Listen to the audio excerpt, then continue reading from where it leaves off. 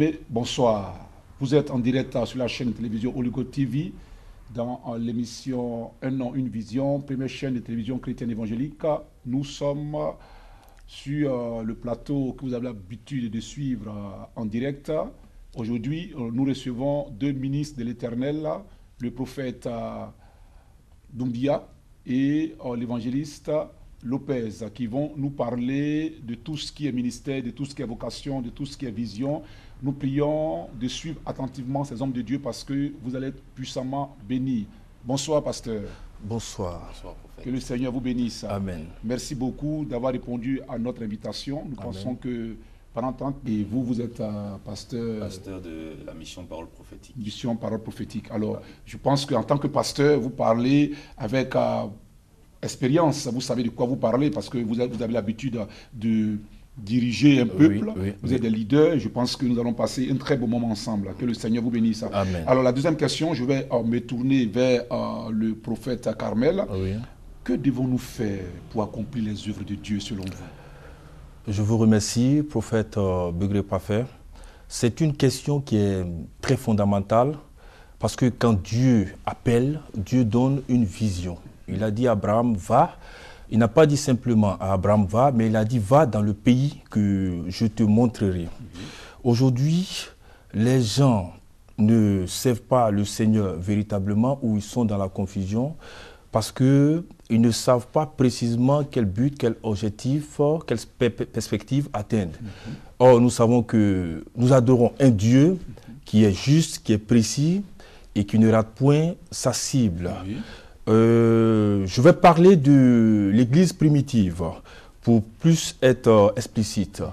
Vous savez, au temps de l'Église primitive, il n'y avait pas des moyens modernes dont nous disposons aujourd'hui.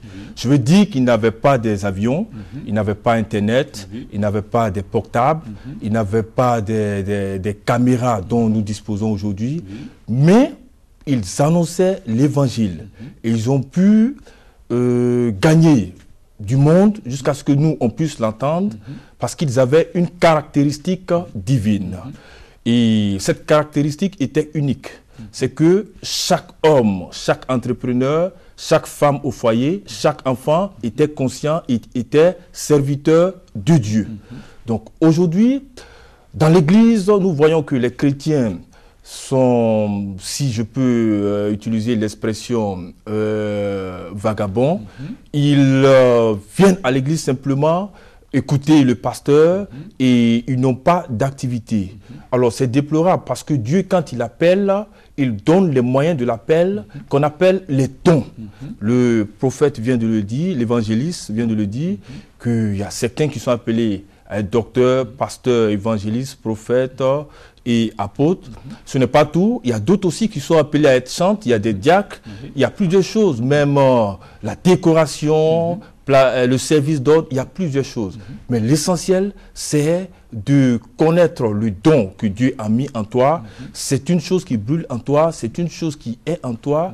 C'est quelque chose que tu réalises et tu expérimentes et tu es mieux placé pour savoir que ça vient de Dieu. Parce que quand Dieu parle, c'est tout à fait clair. Donc je vais terminer par ma propre expérience. Moi, je suis né d'une famille musulmane. Je tiens avant de vous laisser la parole à préciser ça. Parce que par le nom, les téléspectateurs peuvent se poser la question, mais quel est ce nom? On n'a pas l'habitude d'entendre ce nom dans le milieu évangélique. Oui, effectivement, vous êtes ancien musulman. Ancien musulman. Vous êtes né musulman. Et je crois que vous étiez prêt même à être imam. Oui.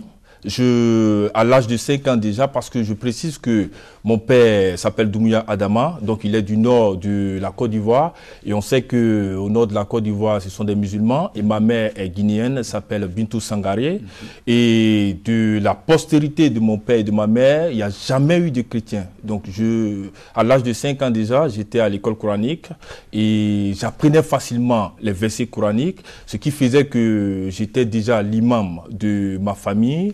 et aussi l'imam du quartier. Et à l'âge de 7 ans, j'ai commencé les études. Je n'ai pas été évangélisé par une personne, mais j'ai reçu la visitation du Seigneur d'une manière spéciale dans ma chambre. Il m'est apparu et j'ai entendu cette parole et j'ai vu une personne en face de moi qui m'a dit que tu ne vas pas adorer un autre Dieu si ce n'est Jésus. Et cette personne m'a dit de prononcer cette parole. C'était tellement extraordinaire et c'était plus fort que moi. Donc j'ai prononcé cette parole que Jésus est Seigneur, je ne vais pas adorer un autre Dieu que lui, et j'ai reçu une puissance qui m'a complètement enveloppé, envahi, sinon je veux dire la présence du Saint-Esprit. Voilà, et j'ai entendu une voix qui m'a dit, à partir d'aujourd'hui, cherche une église et commence à prier. Et après cette parole, après cette expérience, quelques minutes, j'ai vu une foule en face de moi et j'étais au-dessus de la foule avec une Bible et j'étais en train de parler à la foule. Mais au début, je ne comprenais pas que c'était mon appel. C'est après que j'ai pu poser des questions aux pasteurs qui étaient là et par la suite, ils m'ont guidé. Donc, vu cette révélation, cette vision, j'ai eu quand même un aperçu que Dieu voulait que je sois pasteur. Amen, amen, amen. Un témoignage vraiment formidable. Je pense que Dieu est un Dieu omnipotent, omniprésent et omniscient. Pour toi qui m'écoutes, je pense qu'au travers de ce témoignage, tu sauras que le Seigneur est capable